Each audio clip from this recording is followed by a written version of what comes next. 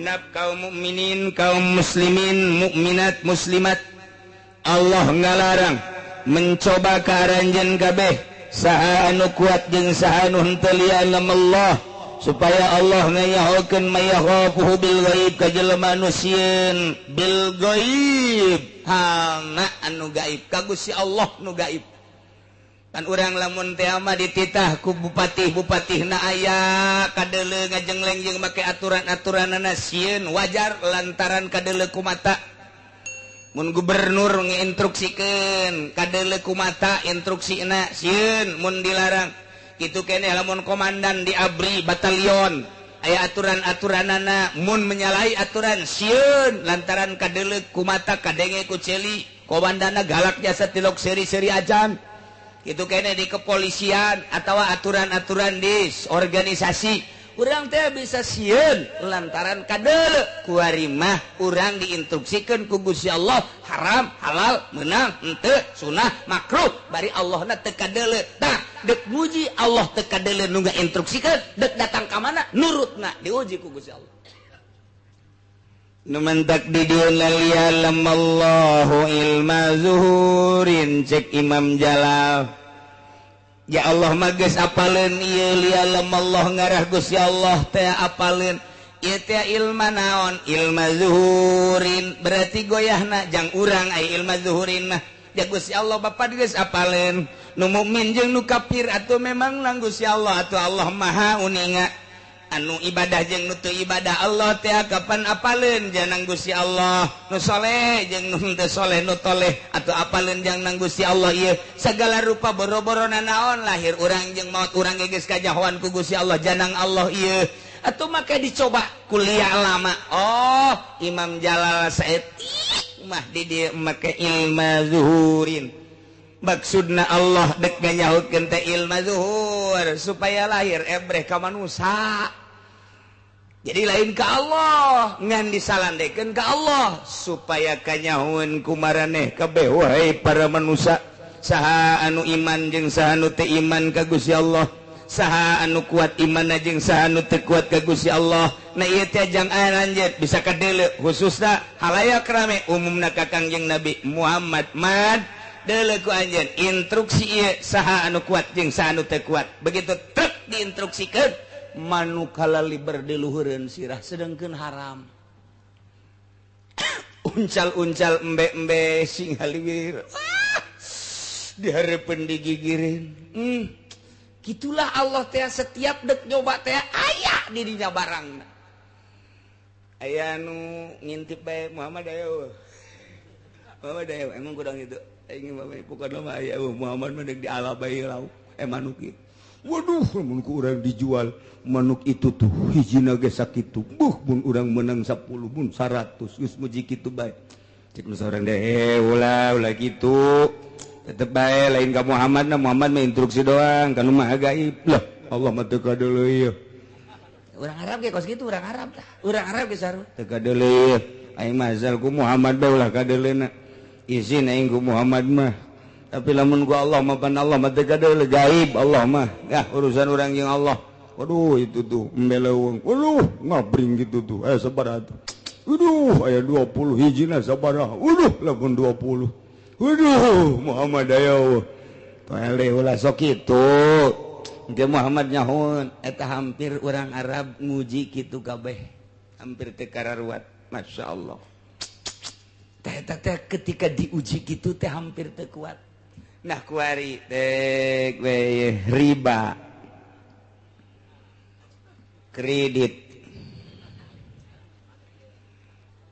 saha coba kuari di imah mana anu henteu ngredit di imah mana anu henteu boga TV iya dicoba ku Gusti Allah saat babari jasa baheula mah urang deposito ka bank ke anakan atawa atuh ayeuna mah urang nunda duit kemudian cokot bungana baik eta teh gitu tabungan khusus atawa memang nyimpen bae geus kadeuleu bungana per bulan mun sataun wah bisa ngundak-ngundak jeung tambah-tambah Warima urusan kredit. Aduh, beli motor cukup baik kamari mah 2 juta DP, kebelah dieuna 1 juta DP, kebelah dieuna 500 DP.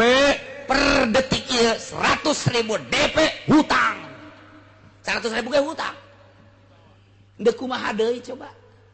Mulai kuari diharam-haramkeun ku kiai nu kamari diharamkeun ja kiai na ge ngridit ieu. Kiai na ge sukut kuari. No comment.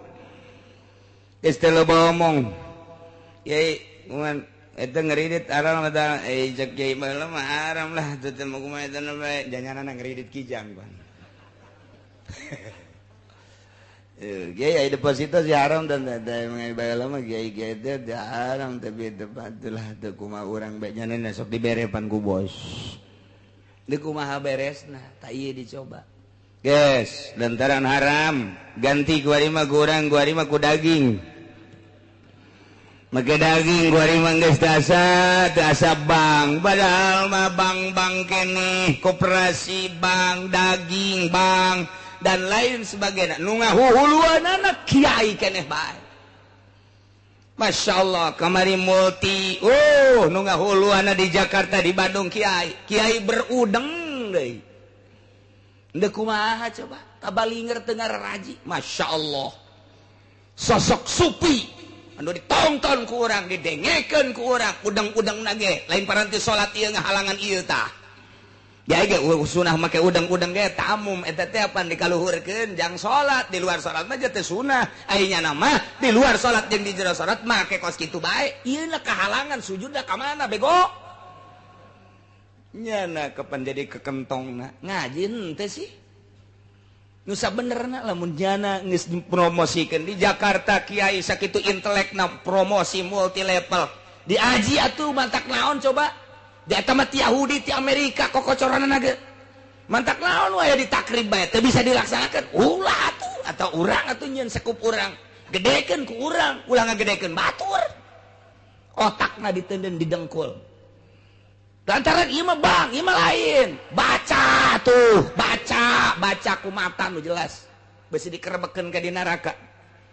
Masya Allah. Nah iya kuari bang dicoba ku Gusti Allah ambalayah geus puguh bang ngajegir gedungna ti pakotaan kuari di kampung ambalayah terus geus kredit nah ye awas ya ayyuhalladzina amanu hai jelema nu ariman ka Gusti Allah rek larek awawe la yabluwannakumullah yakin Allah bakal nguji ka aranjeun ka babisain ku kreditan tanaluhu anu bisa babari dicekel aidikum ku leungeun daratang sorangan kredit teh ka imah dek ngeredit mobil datang dek ngeredit motor datang diangsong-angsongkeun ka imah komo ai gincu mata madu geus das warima hukum nu galalde mah urang kudu lempang ka ditu tapi tetep bae babari ieu dilarang ku Gusti Allah lialam Allah ngara Allah nyahoeun maya qafuhu bil gaib ka jelema anu sieun ka Gusti Allah secara gaib sieun teh ka Gusti Allah Allah teh Allah teh kadeu kurang tapi Allah innallaha ma'ana neuleukeun ka urang saha coba maya qafuhu bil gaib nu sieun ka Allah begitu datang angsongan kreditan ka urang inget ka Allah Allah neuleukeun riba ieu kajian kumaha ge henteu abdi mah moal ngredit moal abdi mah moal kadeuleu tegerna iman di jero dada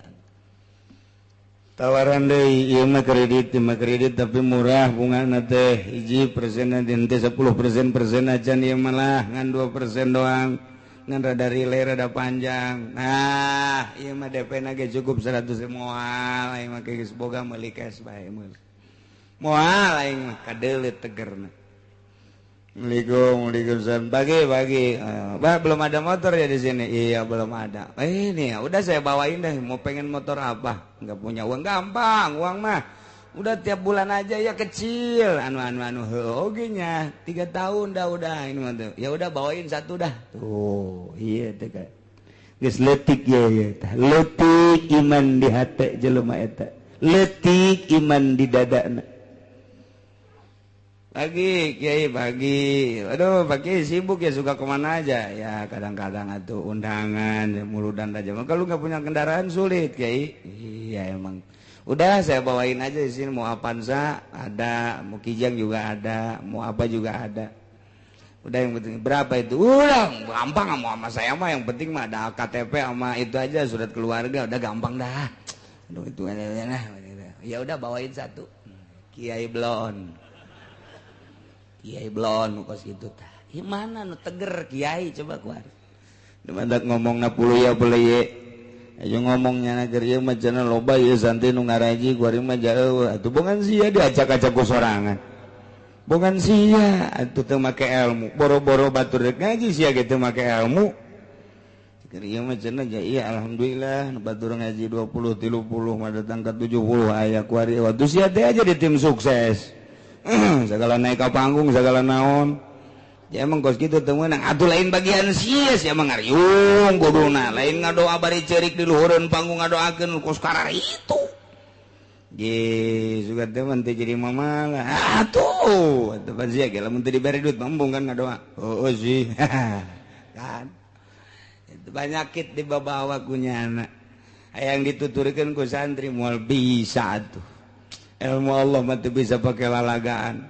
Kajeng teuing urang muka pondok pesantren niat ibadah dek nungtun santri aing mah keuna nyahoeun ka Gusti Allah belah dieuna keuna bisaeun maca kitab kabelah dituna keuna nyahoeun ka Gusti Allah abah ibadahna mantep niatan di jero hatena modal kos kitu aju pre bae kiaina sabulan sakali ngajina dituturkeun bae ngaji mah kos kitu.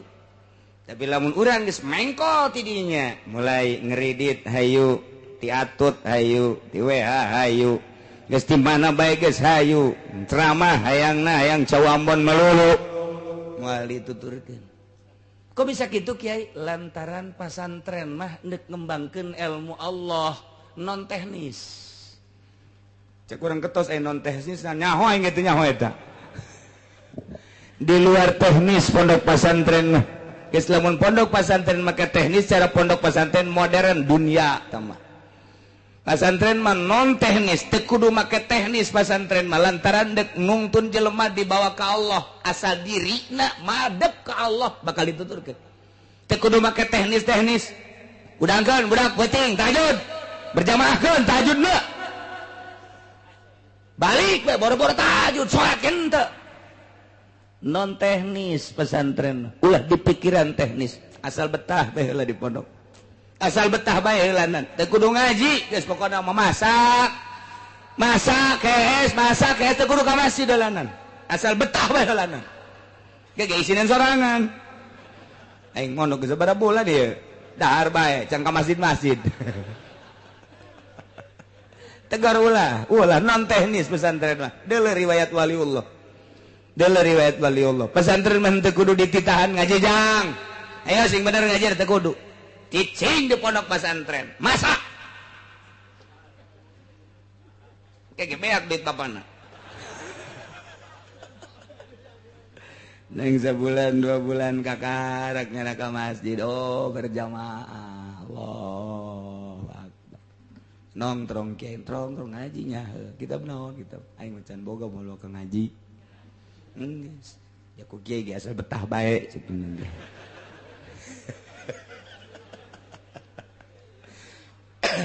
Teu aya aturan ngaji teh aya aturan sing ade ulah salah lantaran pondok pesantren mah aya anu setahun bisa ngejar 10 tahun beda ilmu Allah mah dikejar sabulan bisa mengejar pelajaran 10 tahun gitulah ieu Allah lamun geus mere ilmu kahiji santri masya Allah eta mah make teknis-teknis gitu modern tah mah ni mustak kita mudirun tah mah moborot apa pondok pesantren mah tiba heula lagi sok kira tiba heula lagi santri botakan kos du frustasi ka masjid kabelah dia geus embungnya sih bau suka segitu kan mun babaturan saya tanya saya satu kumaha aing bae sapir ka Allah mah teu kudu bisa kecuali ka mall Allah paling jeung ngabatur aing jeung sia sih telok nyeuseuh. Geus atuh bararu bentek masalah. Dahar teu puguh waktu. Emang santri puguh waktu henteu. Coba bapak-bapak ibu-ibu datang ke pesantren Cilok. Jam sabaraha bae aya bae nu masak. Jam sabaraha bae aya nu masak. Tas subuh aya nu masak, jam 7 aya nu masak, jam 8 aya nu masak, jam 10 aya nu masak, jam zohor kiai ka masjid nyana masak. Asar batur ngaji nyana masak, penting waya istirahat nyana memasak keneh bae. Aja dicarekan ku kiai na ulah emang kos kitu pondok mah. Bebas di pondok. Aja salah teu nyahoeun kabeh ka rahasia pasar teh. Ingat, awas nu dek diturunkeun ilmu ulama wali-wali Allah. Ditarimana kudu nu bersih teu meunang aya paksa-paksaan. Kudu nu loyog, nu rendah hati, anu bener-bener endek. Nu mantak lamun teu betah ku teu betahna bae ge teu boga bagian teh budak ilmu kawalian. Teu betahna bae anak di pondok pesantren teu boga bagian ilmu kawalian. Ku betahna bae ge teu bisa ngaji wali eta budak. Mun bapak mah santrenkeun anak dihitung ku ari geus 10 tahun padahal teu bisa ngaji ulah dikukumahakeun geus jadi wali.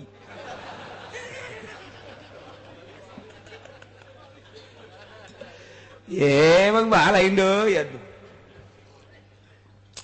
Lain deui pondok pesantren teh meunang aya aturan-aturan eta mah.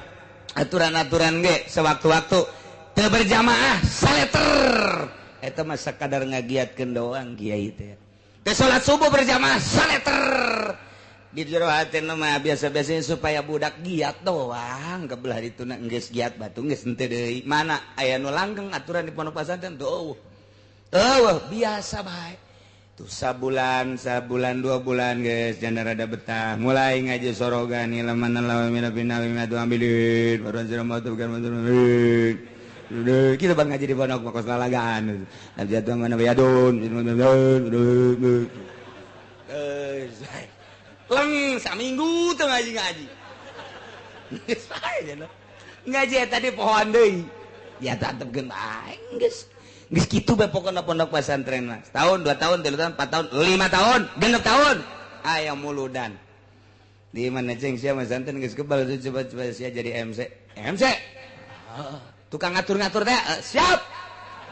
Padahal mah aing can bisa ieu sebenarnya. Ngan pantang mundur santri mah. Konsepna ti ditu mundur. Komo bab ngariung mah. Jadi MC ngadadak bisana santri. Emang dididik ku guruna titah jadi protokol. Henteu pendidikan protokol pendidikan MC begitu bisa nyana. Kebeneran deui korina. Jeng korina can datang hawasina aceng banyak. Siap. Nyana pan jadi kori. Pohara jasa pan. Ya beda sautak saeutik lah. Beres ya tuh sambutan tuan rumah aceng bae lah sambutan tuan rumah sakalian geus. Gas. Mau balik lambat macet nyaw datang nyaw teh aceng siap diborong ku sorangan bae. Datang ka imam nya ngalamun bae aing sina naonan cekeun. Santri bagos kitu. Emang aya nu dipetakeun ti mimina bahan-bahan ngaji doang ngaji ke metakna di imah. Kabeh santri mah kos kitu tidok aya coba ayeuna pipidatoan ti dituna coba kokorian ti dituna kumaha prakna bae tuh kakarak dirinya mikirnya berarti iya nu kapake ye di lembur teh karak nyana mikir saeutak saeutik der bae geus 10 tahun diustadkeun tad kemana tad ulah marah emang kitu aduh aing naik jadi ustad dia. Isuk dan kemana orang nonton bola yuk siap. Ustad bae wah nonton bola menonton bola baik da ustad tah santri mah non teknis kajian gedeng teu meunang terus bae kiai na ngaji bae lillahi taala teu meunang marah ka santrina teh ai lain boga maksud tertentu mah kecuali boga maksud tertentu ngadidik ku cara marah masalah breng 10 tahun 15 tahun kadele padahal mah di pondokna tilok ngaji tapi di imahna Masya Allah kapake ku cek lembur teh ajang ulah ka mananya ieu masjid di jauh deui di kokolot teh aing dipikolotkeun burung jeung nya nah hatena seserian siap sapira jadi imam santri ogos kitu. Eueun nu teu maju kabeh ge maju. Dak di Jakarta coba nu nyekel-nyekel masjid, pondok pesantren naon kata mushola, santri salap mayoritas. Hampir 70% Jakarta nu aya di masjid urang Pandeglang, urang Serang, urang Tangerang salap. Di Bandung sarua bae masjid-masjid dicekelan ku bangsa nu keluaran lain salap masyarakat teu narima.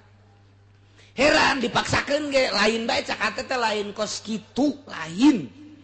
Padahal bila mengkaluaran salap, Masya Allah, salah sautak seting mah, nges, maafu. Naon eta? Tereuhna, basicna awalna memang maksud ibadah. Jadi ngeunaheun dibawana endek ibadah, dibawa kudu sok ibadah, nikmat. Tapi lamun masyarakat dek ibadah dipimpin kudu lain ibadah, duduiteun lain deui bae hatena. Jadi tesapa godos antara masinis jeung muatan lain deui. Sakitu hebatna capetang nya teh lamun khutbah capetang hate teh lain deui bae. Kunaon ya maksudna lain deuk ibadah. Lantaran santri mah didik nedek ibadah ngeunah eta mah variasi doang berkat-berkat mah kos kitu mah.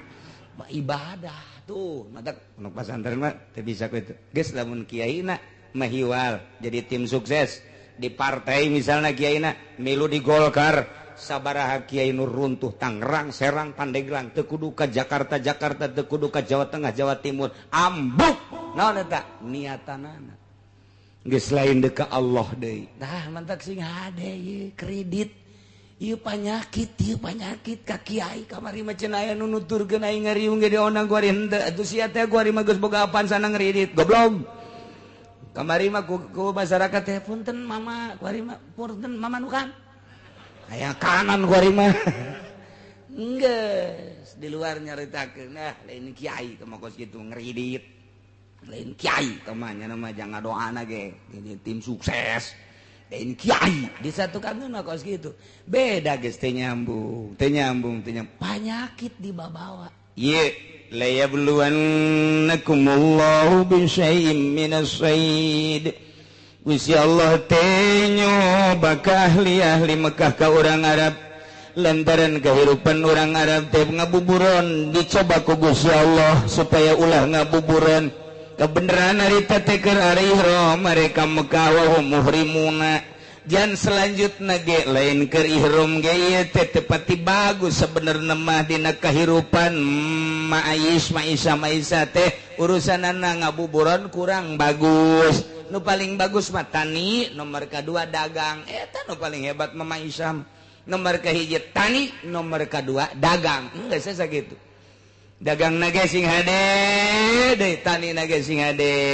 Ku ayeuna mah. Nah ieu lialam Allah maksudna Allah dek nembongkeun ka nyaho Gusti Allah ge lain Allah supaya nyaho lain Allah teh dek nembongkeun ka nyaho Gusti Allah nu Gusti Allah geus apalin ilmu zuhurin supaya kanyahoan ku urang saha nu imanna mantep ka Gusti Allah jeung saha nu imanna teu mantep ka Gusti Allah bakal kanyahoan ku urang kanyaho Allah teh bakal kanyahoan ku urang mantap ilmu zuhurin ya Allah setik mantap mayakhafuhu bil ghaib begitu diharamkeun titah ulah ngabuburon saat harita teh awas sing ade lamun masih kene aya anu ngarumpak larangan faman yatada ba'da zalika falahu adzabun alim sahabai jelema anu ngaliwat batas takabur berarti tina sabada dilarang ku Gusti Allah teu meunang ngabuburon ai praknya pasta dahu terus bae nya ngabuburon padahal mah geus dilarang ku Gusti Allah berarti nya teh teu ngadeye kana larangan Gusti Allah ieu mah awas diancam ku Gusti Allah falahu adzabun kuari geus dilarang ku Allah ku Gusti Allah bang bunga bang haram kredit haram tapi nyana terus baik berarti tada teh pamani tada sahabat kiai pamani tada sahabat ustad pamani tada sahabat tokoh pamani tada sahabat masyarakat mukminin mukminat sahabat anu ngaliwat ku atas takabur berarti geus diharamkeun kredit diharamkeun buka bank terus baik cak Allah falahu azabun siksa wae tinggal nyaritakeun siksana apakah di akhirat apa di dunia kila cek sakaol mah di akhirat siksana engke bakal dibeuleum ku Gusti Allah dikerebekeun ka neraka jahanam naudzubillah min wakila cek sakaol mah fid dunya wal akhirah minimal jelema anu ngridit jelema anu ngadahar riba bakalna diberena hamwal hazan bingung pikiranna bingung. Nomor kedua gede beteng betengna gede lain gede beteng gede beteng mah reuneuh ieu mah betengna gede beda gede beteng jeung beteng gede lain deui mun di kulon mah lamun di wetan mah nuju gede beteng di urang gede beteng reuneuh aya mah betengna gede lain deui aya ribaan dayut betengna dayut nyana mah eta teh tanda bahwa eta teh osok ngadahar riba cek nu gendut teh tapi teu ngadahar aing gendut padahal teu ngadahar ulah kasinggung aya untung teu bae ieu mah keur carita panyakit di dunia teu untung teu bae aing sial cenah kiai gendut yan teu aing mah bab jelema teh ayeuna sakarakter jeung satipe jelema memang ku Gusti Allah dijieun postur tubuhna kuru bae sanajan gembul ge kuru bae teh mah aya jelema teh mun daharna gede lintuh mun daharna leutik kuru aya anu jelema teh saeutik bae daharna sanajan saeutik tapi lintuh bae beda-beda teh mah ngan ieu mah keur carita nyaritakeun falahu azabun alim ieu nu asli nama jaga engke di akhirat geus teu samar deui ngan cek sakaol mah sarua di dunia ge bakal dibere di dunia di akhiratna jelas di dunia na hiji bakal dibere penyakit penyakit hazan penyakit syak jadi ieu bingung bae prihatin bae mang bae eta teh suuzon ke ka jelema suuzon bae coba ge kiai anu asup Golkar mah ka jelema suuzon bae kiai anu asup ulah asup Golkar pamarentah bae nyana sering jeung pamarentah bae nyana asup di jero suuzon bae ka jelema teu meunang nanaon suuzon bae mantak boro-boro jadi wali jadi solihin ge lain diganti ngaran moal lantaran suuzon coba lain lalagaan asal kiai geus bergelut mukhalid jeung pemerintah suuzon teh terus bae kasasaha ge suuzon bae lain cakula sehingga ada besi pajar cakula buka ge kitabna dina tafsir lain cakula kula mah ieu mah ngan nyambung lidah doang ngan kadengna ti sungut kula cabok sia ku aing suuzon bae ge asal geus aya ka pemerintah bae kanu lain teh suuzon bae tapi lamun cekas kiaina waya jeung pemerintah dakwah aing mah ka pemerintah ge waya jeung pedagang dakwah aing mah waya jeung masyarakat nyana mah tilok aya suuzon-suuzonan biasa bae ka Gusti Allah nek duduhkeun ieu mah aing mah ka Gusti Allah waya nita ngazakat waya nyaritakeun teh jujur ka pemerintah teh pinarakaeun ka mah kabeh ge jelema kabeh ge yeuh bakal pae lempeng ngeunaheun kadengena sanajan teu nuturkeun atuh sanajan teu nuturkeun ngan kadengena mah tetep bae ngeunaheun atuh nyahoeunnya lagi kanu ngeunaheun mah masyarakat ge aya nuturkeun mah tuh henteu tah eta kos kitu tah lempeng nah ieu keur carita falahu adzabun alim bakal disiksa famani tada jelema anu teu nuturkeun ka Gusti Allah pasti disiksa di dia keur carita cobaan masalah buburon kunyana dirumpak atuh puguh ku Allah dilarang kunyana dilaksanakeun takabur berarti teu nurut ka Gusti Allah pasti disiksa anak puguh ku Gusti Allah dilarang ngeridit teh terus bae motor ngeridit sepeda ngeridit imah ngeridit dahar ge ngeridit terus bae tah eta teh falahu adzabun naudzubillah min mudah-mudahan orang gabehan dibere caang hati orang dibere cekas hati orang sehingga orang narima aturan-aturan ti Gusti Allah, bisa ngalaksanakeun sagabeh parentahanana, bisa ngajauhan sagabeh laranganana, sehingga orang maut aya dina ridho Allah Subhanahu wa taala, digiring di masyar menuju surga Allah di bawah bendera Kangjeng Nabi urang Kangjeng Nabi Muhammad sallallahu alaihi wasallam, uga di bawah bendera panji-panji guru-guru orang anu ahli-ahli Allah Subhanahu wa taala. Amin ya rabbal. Wallahu a'lam.